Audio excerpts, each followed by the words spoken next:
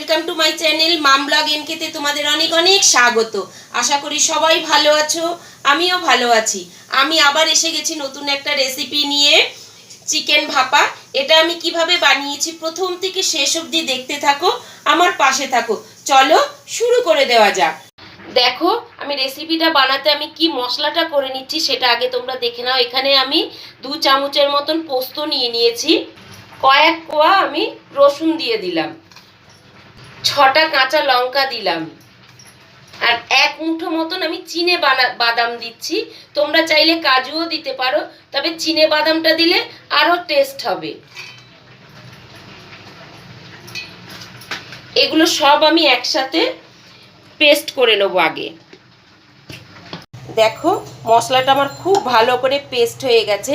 এবার আমি এটাকে একটা সাইডে সরিয়ে দেবো, দিয়ে একটা বোল নিয়ে নিলাম, মিক্সিং বোল নিয়ে নিলাম। এর মধ্যে আমি চিকেনটা দিয়ে দেবো। চিকেনটা এখানে 150 গ্রামের মতন চিকেন আছে। আমি খুব ভালো করে চিকেনটাকে ধুয়ে নিয়ে ঠিক এইভাবে আমি কেটে রেখেছি। দেখো একদম হাড় ছাড়া চিকেন। এবার আমি এর মধ্যে দিয়ে দেবো 2টো মাঝারি সাইজের পেঁয়াজ কুচো করে রেখেছি, সম্পূর্ণ এটা আমি দিয়ে দিলাম। এবার দেব 150 গ্রাম চিকেনের মধ্যে 100 গ্রাম টক দই, এর মধ্যে আমি দিয়ে দিলাম। এটা কিন্তু 150 গ্রামের মধ্যে 100 গ্রামই যাবে। এবার আমি এর মধ্যে দিয়ে দেবো কাঁচা লঙ্কা, বাদাম আর পোস্তটা একসাথে যে আমি পেস্ট করে রেখেছি পুরোটাই আমি দিয়ে দিলাম। এবার এর মধ্যে দিয়ে দেবো আমি কিছুটা কসুরি মেথি, ছোট চামচের 1 চামচ জিরে গুঁড়ো, 1 চামচ ধনে গুঁড়ো, খুব অল্প পরিমাণে লাল লঙ্কার গুঁড়ো। ঝালটা তোমরা যে যেরকম পছন্দ করো সেই রকমই দেবে।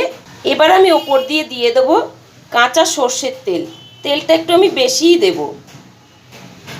এবার সবগুলো উপকরণ আমি একসাথে খুব ভালো করে একটু মেখে নেব।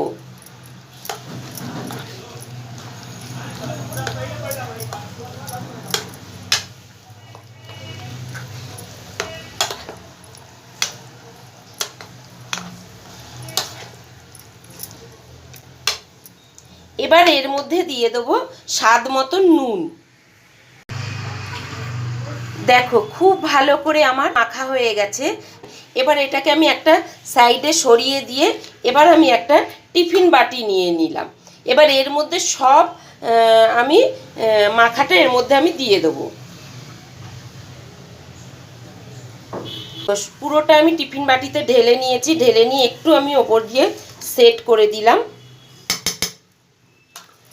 এবার ওপর দিয়ে আমি কিছুটা সর্ষের তেল আমি ওপর দিয়ে দিয়ে দেবো।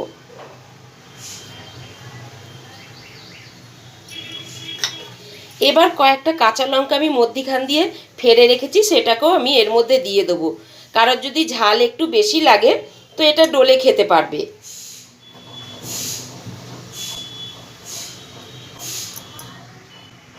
এবার এটাকে আমি ঢাকনা বন্ধ করে চলো আগে দেখাচ্ছি। দেখো এদিকে আমি ওভেন জ্বালিয়ে দিয়েছি, ওভেন জ্বালিয়ে আমি জল এখানে স্টিম হতে দিয়েছি। এবার আমি বাটিটা এখানে বসিয়ে দেবো আস্তে করে। দেখো বসিয়ে দিলাম। তোমাদের যদি এই অবধি আমার রেসিপিটা ভালো লেগে থাকে তোমরা লাইক কমেন্ট শেয়ার করে দেবে, আর এখনও যারা আমার চ্যানেলটাকে সাবস্ক্রাইব করোনি তারা সাবস্ক্রাইব করে দেবে, পাশে থাকা বেল আইকনটা ক্লিক করে দেবে। তবে নতুন নতুন রেসিপি আমি আপলোড করলে সবার প্রথম তোমাদের কাছে চলে যাবে নোটিফিকেশন, ভালো লাগবে, তোমরা দেখতেও পাবে। আর হ্যাঁ বন্ধুরা, তোমরা যারা আমার ফেসবুক পেজ থেকে দেখছো পেজটাকে একটু ফলো করে দেওয়ার অনুরোধ রইল। চলো বন্ধুরা আগে দেখাই। এবার আমি একটা ঢাকনা দিয়ে দেবো। এবার এখানে যে ছিদ্রটা আছে এটাকে আমি একটা কাগজ দিয়ে বন্ধ করে দেবো।